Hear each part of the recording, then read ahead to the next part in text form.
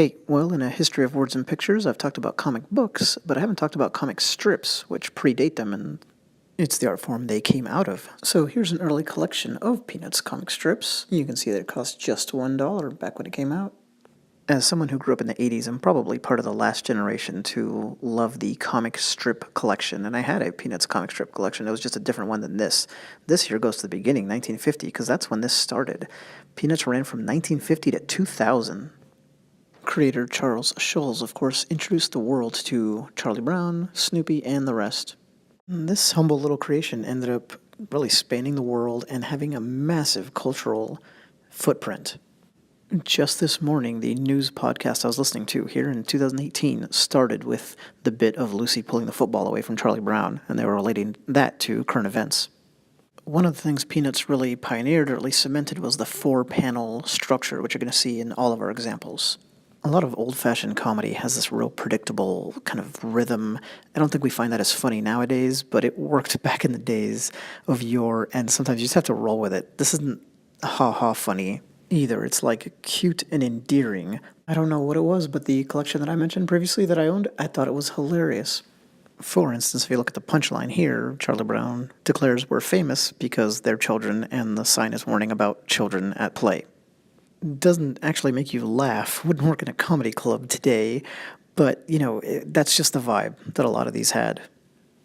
Like this one, Charlie Brown's imagining himself as a boxer, he's getting all worked up, maybe he's going to, play fight with one of his friends or whatnot, and his opponent is revealed to be a baby.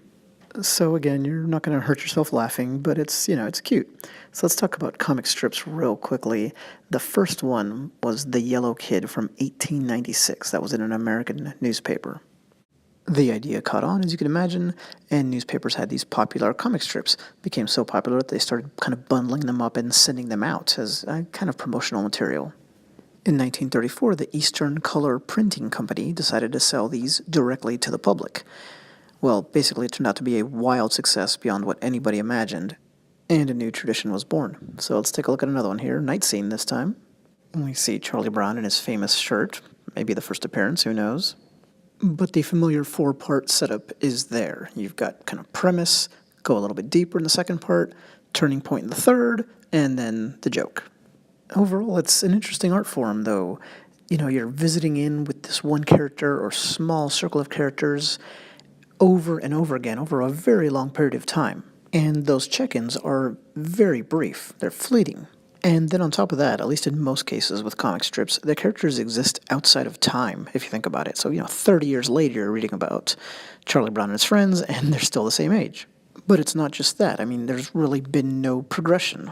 So if a main character and his friends manage to last for a really long time, then it's almost this innumerable amount of experiences that happen at one specific age or in one specific time span, and that doesn't happen in your real life, right? You were only 4 years old once.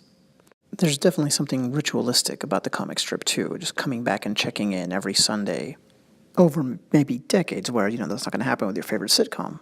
And lastly, I like this kind of thing because it's a really direct connection between the audience and the creator, right? Somebody comes up with the words, writes them down, scribbles the pictures. It feels like you're seeing something that they actually did at their desk, not something that was highly processed after the fact. Obviously, there's much more when it comes to Peanuts in particular because of the, iconic television specials on the holidays and all that. But this video is more about this peculiar form of expression. Thank you.